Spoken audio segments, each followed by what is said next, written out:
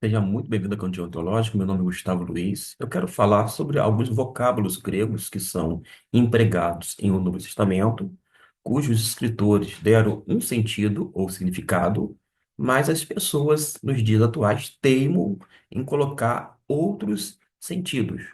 Desta forma, a gente precisa se reportar ao texto grego para verificar com os nossos olhos e ver o que realmente o texto diz e se faz sentido o que é dito atualmente. Eu vou, por exemplo, nesse vídeo falar sobre a palavra logos e rema. No tocante a rema, algumas pessoas têm dito que é uma palavra, digamos assim, especial, fazendo distinção com logos. Ambas significa palavra, mas dependendo do contexto, vai ter, digamos, variações, algumas nuances. As pessoas que começam a fazer a distinção entre logos e rema diz o seguinte: logos seria, na sua compreensão, a essência da palavra de Deus dirigida a nós, ou seja, o verbo de Deus. Já rema seria a palavra humana revestida de poder sobrenatural e usada, vou dizer assim, com autoridade para operar prodígios, curas e sinais. Aliás, têm sido criadas igrejas, ministérios com essa terminologia, rema, pautada na chamada confissão positiva, um movimento que surgiu há um tempo atrás. Agora, a gente precisa ver e observar o que que a Bíblia diz. Eu estou com um texto aqui bastante explicativo, porque vai mostrar o que de fato está empregado a partir do grego e a gente não vai ter dificuldade de tirar a nossa conclusão. Eu me refiro a 1 Pedro, capítulo de número 1, versículo 23 até o 25. Vou ler apenas, ou primeiramente em português, que diz assim: tendo renascido, não de semente corruptível, mas de incorruptível, pela palavra de Deus, a qual vive e permanece. Porque toda a carne é como a erva, e toda a sua glória como a flor da erva. Secou-se a erva e cai a sua flor. Mas a palavra do Senhor permanece para sempre. E esta é a palavra, uma vez mais aqui, palavra que vos foi evangelizada.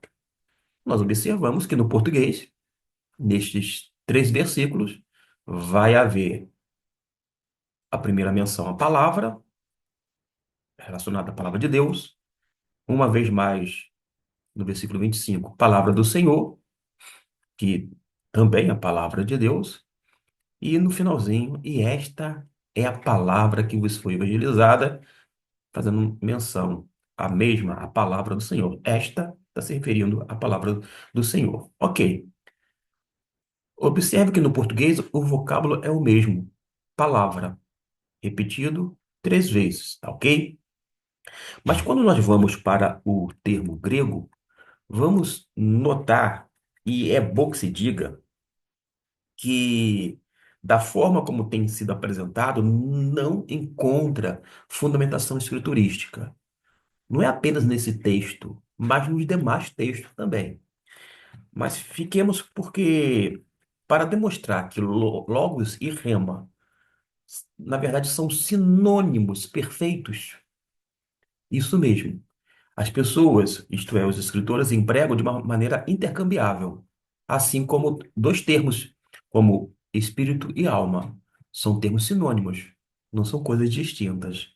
Nós aprendemos isto a partir da maneira como os escritores empregam tais vocábulos, mesmo usando termos distintos no grego, mas sendo sinônimos. E nós temos aqui um clássico exemplo de texto de sinônimo perfeito.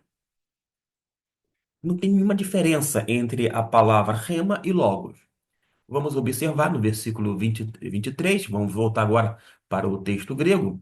Quando aqui ó, fala pela palavra de Deus, diz aqui, ó, diálogo,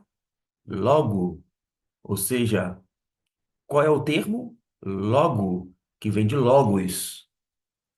Guarde essa informação. Vamos descer e vamos ter mais dois exemplos de palavra. Aqui é a palavra de Deus. Quando você vai para o versículo 25, a primeira menção é a palavra do Senhor e vai utilizar rema.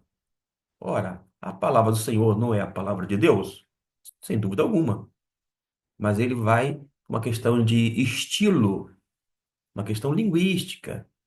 Ele, ao invés de colocar logos, ele coloca rema, mas como sinônimo, para não ficar repetindo o tempo todo.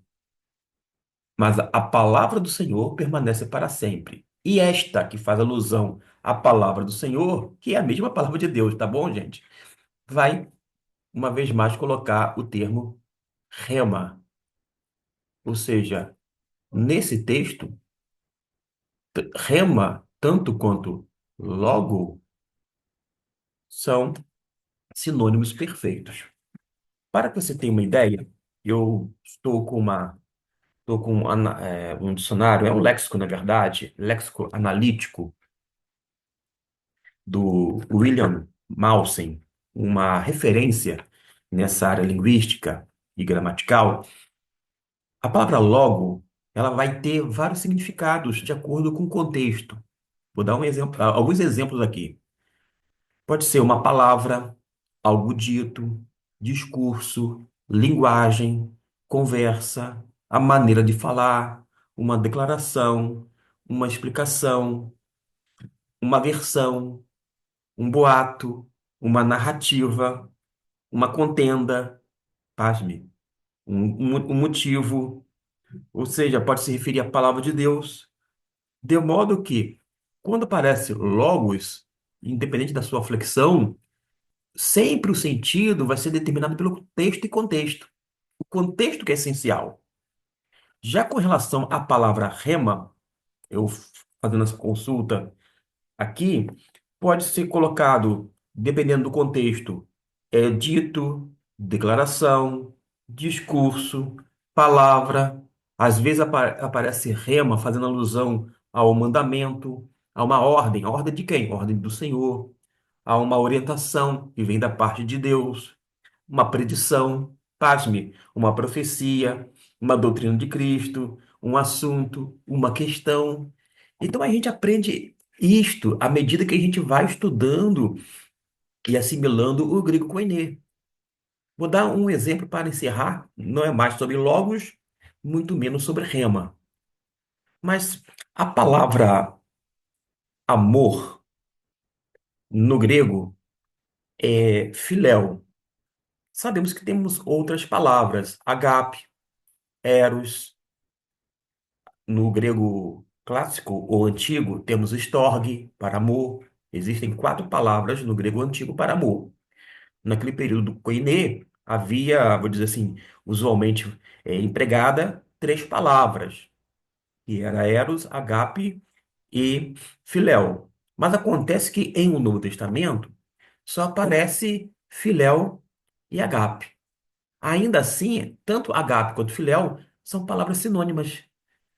Os escritores não partem da etimologia dessas palavras, mas a maneira como eles empregam, eles fazem sem distinção e vai colocando de uma maneira que a gente chama assim, intercambiável. Ora agape, ora filéu, e assim por diante. Mas a palavra filéu, dependendo do contexto, ela pode significar gostar, etimologicamente, seria um amor afetivo, que envolve ternura. E isso já ajuda você a entender uma outra tradução que vem de filéu. Além de gostar e amar, também se refere a beijar. Um beijo de ternura, de forma afetiva. Ou seja, um só vocábulo grego, que nós entendemos que é amor, de fato é amor, mas quando é empregado em um Novo Testamento, vai depender do contexto. Pode se referir a gostar, beijar ou amar. percebeu que a mesma coisa funciona, isso pelos próprios escritores, em relação a rema e logos, a palavra como alma e espírito são termos intercambiáveis, são sinônimos perfeitos. As distinções, a questão da etimologia são feitas por outras pessoas e, inclusive, nessa questão da etimologia, que é a raiz da palavra, nem sempre a etimologia vai nos ajudar, porque pode incorrer numa falácia, exegética. A pessoa vai na raiz da palavra e tenta trazer para o Novo Testamento, mas ignorando a forma como aquele escritor, que de uma maneira criteriosa empregou o termo, o fez. É por isso que a gente tem que fazer uma exegese. A gente tem que extrair do texto aquilo que realmente está afirmando ou dizendo. A gente precisa conhecer a intenção autoral da parte dos escritores. Espero que tenha apreciado o texto, não por conta da minha fala, mas por se tratar da palavra de Deus. Deus abençoe rica e abundantemente a sua vida.